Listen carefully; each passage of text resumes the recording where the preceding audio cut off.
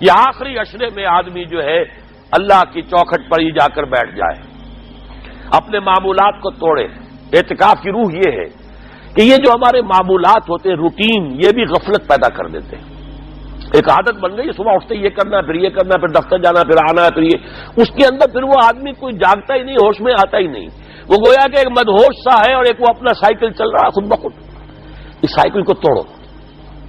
جیسے 5 دفعہ وہ سائیکل توڑتے ہو نماز کے لیے۔ آؤ یہاں آؤ،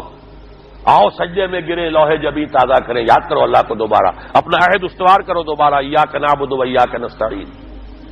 اسی طرح سال میں ذرا یہ 9-10 دن بھی ایک دفعہ توڑو اپنے روٹین کو، جاؤ وہاں ڈیرا لگا لو مسجد کے اندر اللہ کے در پر، سوائے جو ناگزیر حوائج انسانیہ ہیں، پیشاب وغیرہ کے لیے جانا ہے باہر جاؤ، وضو کرو، پھر آ کے بیٹھ جاؤ۔ محض فرحت حاصل کرنے کے لیے نہانے کی اجازت بھی نہیں ہے، غسل واجب ہو گیا ہو تو نہاؤ، ورنہ پھر یہ کہ بھیلے بتاتے ہیں ہمارے علماء کہ وضو کی نیت سے جاؤ غسل کر کے آ جاؤ، اس لیے کہ معلوم ہے کہ آج آدمی کی جو عادت بن گئی ہوئی ہے روزانہ نہ نہائے تو طبیعت پہ قتل رہتا ہے، لیکن اسی کو تو توڑنا ہے، اسی روٹین کو تو توڑنا ہے، اصل میں اجازت نہیں ہے، اصلاً اجازت نہیں ہے۔ آپ جو ہے جو بھی ناگزیر، ہاں اگر آپ کو فرض کیجئے کوئی ایسی شکل ہو گئی ہے، رات کو آخر سوئے تو ہے، سونے میں بدخوابی ہو گئی ہے، نہانا ہے تو جاؤ نہاؤ، ٹھیک ہے، غسل واجب ہے نہاؤ، اور یہ کہ پیشاب کی بہانے کی حاجت ہے جاؤ پوری کرو، وضو کرو، واپس آ کے چاہے یہاں سو، یہاں ذکر کرو، یاد کرو، جو کرو یہاں پہ، لیکن اور اس میں بھی خاموشی ہے۔ وہاں ہمارے یہاں آج کل اس کے اندر بھی بڑے لمبے لمبے چوڑے پروگرام شروع کر دیتے ہیں، لوگ بیٹھے ہیں گپ بازی کر رہے ہیں۔ میں نے خود میدان عرفات میں لوگوں کو تاش کھیلتے دیکھا ہے، تاش عرفات میں، میں نے سنا یہاں پر اعتکاف میں تاش کھیلے جاتے ہیں۔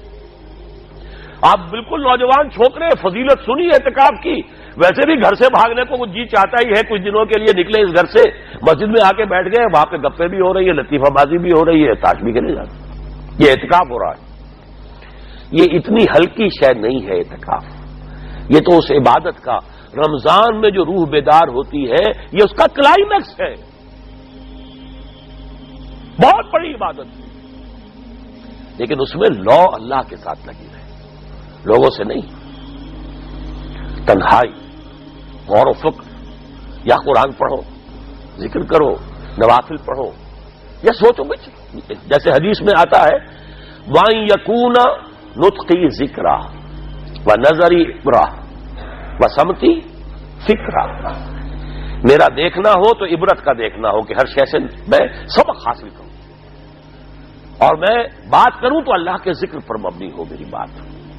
اور میں خاموش رہوں، وَسَمْتِي فِكْرًا، غور و فکر، تفکر و اعتبار،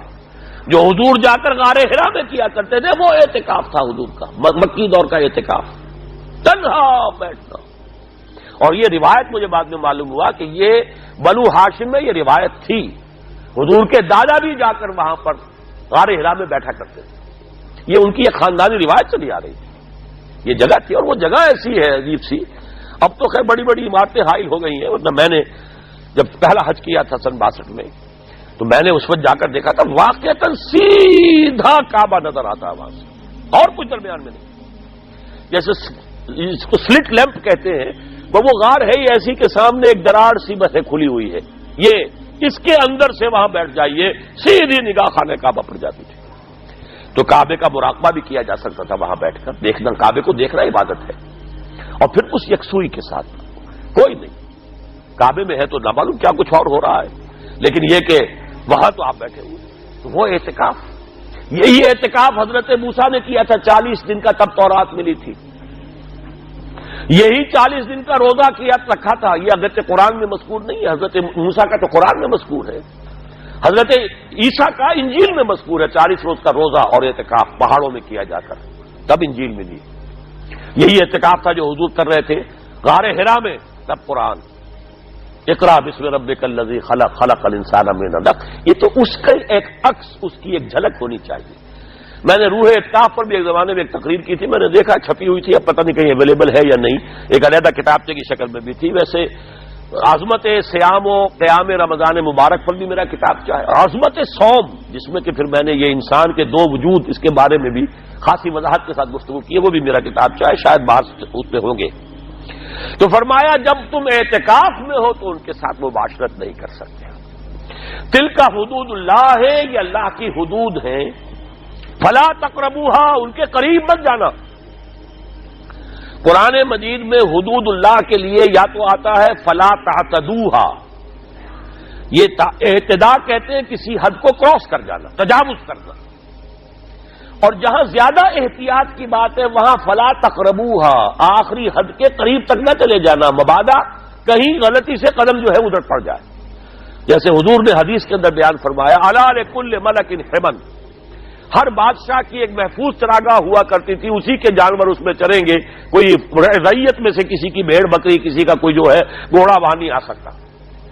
اب اگر کسی کا گھوڑا یا کسی کی بھیڑ بکری چلی گئی، وہ مجرم ہو گیا، پکڑا جائے گا، گردن ماری جائے گی۔ تو حضور نے فرمایا کہ اللہ کی بھی ایک محفوظ چراگاہ ہے،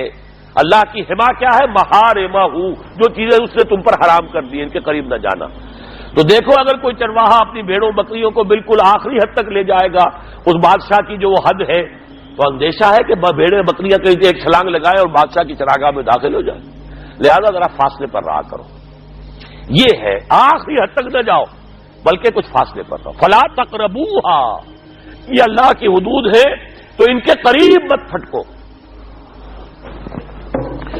کذالک یبین اللہ لکم آیاتہ للناس لعلہم یتقون،